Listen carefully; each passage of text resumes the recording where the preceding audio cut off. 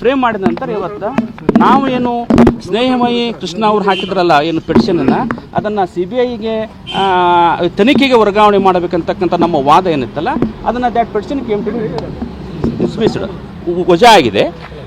ಈಗ ನಂತರ ಇನ್ನೂ ನಮಗೆ ಸರ್ಟಿಫೈಡ್ ಕಾಪಿ ಸಿಕ್ಕಿಲ್ಲ.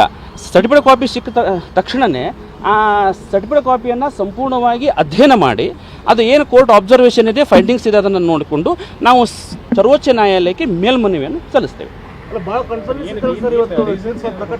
ಇಲ್ಲ, ರೀಸನ್ಸ್ ಕೊಟ್ಟಿಲ್ಲ. ಈಗ ಆಪರೇಟಿವ್ ಪೋರ್ಷನ್ ಅಷ್ಟೇ ಹೇಳಿದ್ದಾರೆ ಅವರು. The petition came to be dismissed ಅಂತ. ಇನ್ನೂ ನಮಗೆ ಸರ್ಟಿಫೈಡ್ ಕಾಪಿ ಸಿಕ್ಕಿಲ್ಲ. ಆಲ್ರೆಡಿ ಅಪ್ಲೈ ಮಾಡ್ತೇವೆ. ಈಗ ಅಪ್ಲೈ ಸಂಸ್ಥೆ ವಿಚಾರವಾಗಿ ಅವರು ಅಂದರೆ ಪಕ್ಷಪಾತ ವಹಿಸುತ್ತೆ ಅಂತ ಇದು ಮಾಡೋಕ್ಕಾಗಲ್ಲ ಅಂತ ಹೇಳಿದ್ರು. ಅಲ್ಲ, ಕರೆಕ್ಟು. ನಾವೀಗ ಸರ್ಟಿಫೈಡ್ ಕಾಪಿ ಸಿಗಲಿ, ಸರ್ಟಿಫೈಡ್ ಇವತ್ತೇ ಸಿಗುತ್ತೆ.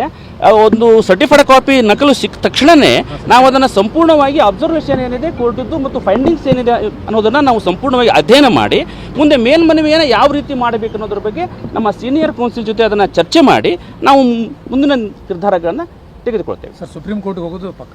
ಸುಪ್ರೀಂ ಕೋರ್ಟ್ ಹೋಗೋದು ಪಕ್ಕ.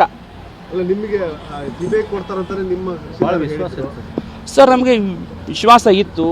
ಸಂಪೂರ್ಣವಾದಂತಹ ವಾದಗಳನ್ನು ನಾವು ಮಾಡಿದ್ವಿ. ಆದರೂ ಗೌರವಾನ್ವಿತ ಘನ ನ್ಯಾಯಾಲಯ, ನಾವು ಅದಕ್ಕೆ ತಲೆ ಬಾಗಲಿಕ್ಕೇ ಬೇಕು. ತಲೆಬಾಗಿದ ನಂತರ ಕಾನೂನಿನ ಒಂದು ಪರಿವ್ಯಾಪ್ತಿಯಲ್ಲಿ ಮುಂದೆ ಮೇಲ್ಮನವಿಯನ್ನು ಯಾವ ರೀತಿಯಾಗಿ ಸಲ್ಲಿಸಬೇಕು ಅನ್ನೋದ್ರ ಬಗ್ಗೆ ನಾವು ವಿಚಾರ ಮಾಡಿ ನಮ್ಮ ಸೀನಿಯರ್ ಕೌನ್ಸಿಲ್ ಜೊತೆ ಮಾತಾಡಿ ನಮ್ಮ ಆನ್ ರೆಕಾರ್ಡ್ ಇದ್ದಕ್ಕಂಥ ಶ್ರೀಯುತ ವಸಂತ್ ಕುಮಾರ್ ಅವ್ರ ಜೊತೆನೂ ಕೂಡ ಚರ್ಚೆ ಮಾಡಿ ನಾವು ಮುಂದಿನ ನಿರ್ಧಾರಗಳನ್ನು ತೆಗೆದುಕೊಳ್ತೇವೆ.